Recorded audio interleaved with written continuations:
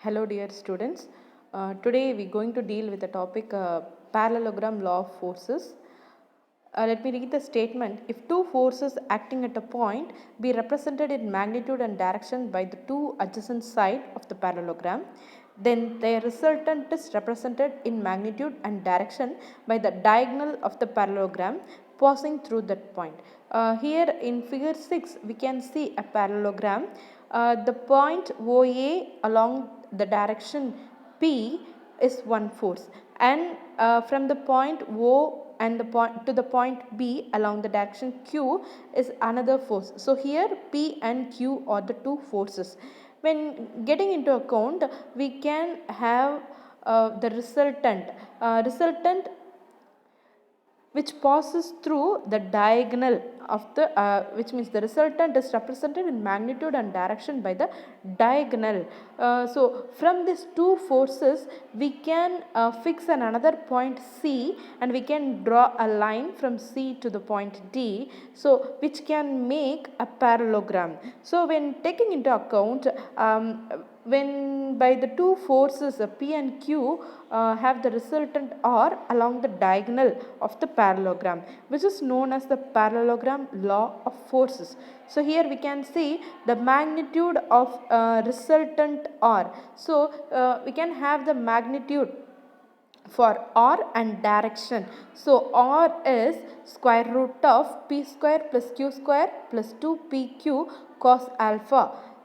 We can also say that R square equal to P square plus Q square plus 2PQ cos alpha, and the direction of the resultant. The direction of the resultant with the force P is theta. So here we are mentioning the angle of direction as theta.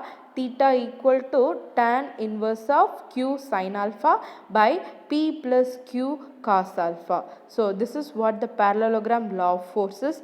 Here we can see the principle of transmissibility, and here we have an example for that.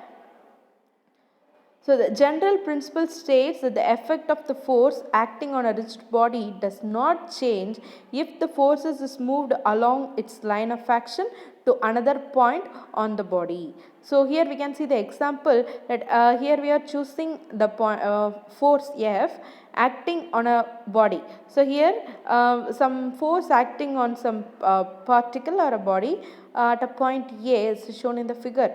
So we can see the figure 7.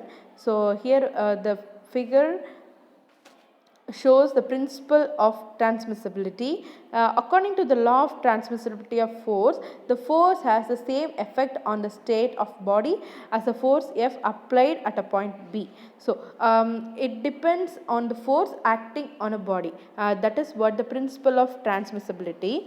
So nextly we can see the triangle law of forces.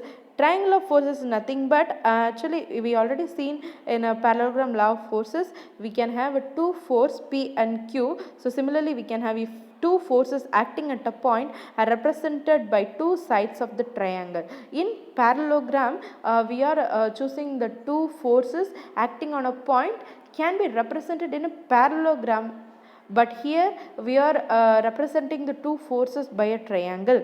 So this is what the triangle law of forces. Then what about the diagonal, what about the resultant? So the resultant is two set of the triangle taken in order, then the resultant force is represented by the third side taken in opposite order. Okay, so in comparing with the parallelogram law of forces, the resultant acts along the diagonal of the parallelogram, but here the triangle of forces, the resultant here we are choosing the forces P and Q on the two sides of the triangle. So the resultant will be the other side, the third side acting on an opposite direction. So here also if we are talking about the resultant, we can also have to talk about the magnitude and the direction. Here therefore the magnitude of the resultant R is square root of P square plus 2PQ cos alpha plus Q square, and we can take pi equal to tan inverse of Q sin theta by P plus Q cos theta. So this is what the magnitude of the resultant, and the the direction of the resultant. Next, here this figure shows what is the general form of a triangle of forces, how it is act. So figure 8, we can see that. And next we are going to see about a polygon law of force. So polygon law of force means more forces acting at a point. So let me read. If a number of forces acting simultaneously on a particle, so multiple forces acting at a particle, okay. If a number of forces acting simultaneously on a particle be represented in magnitude and direction by the side of the polygon taken in order, then the resultant. So when multiple forces acting at a particle simultaneously, then what about the resultant? If we are dealing with a parallelogram law, we have chosen we can choose two forces P and Q, then it acts then the resultant will act along the diagonal. When dealing with the triangle of forces, if the two forces acting at a point are represented in two sides of the triangle, then the resultant will act on the third side. When multiple number of forces acting on a particle, how can we find out the resultant? So here we can see polygon law of forces. So we can make like a polygon.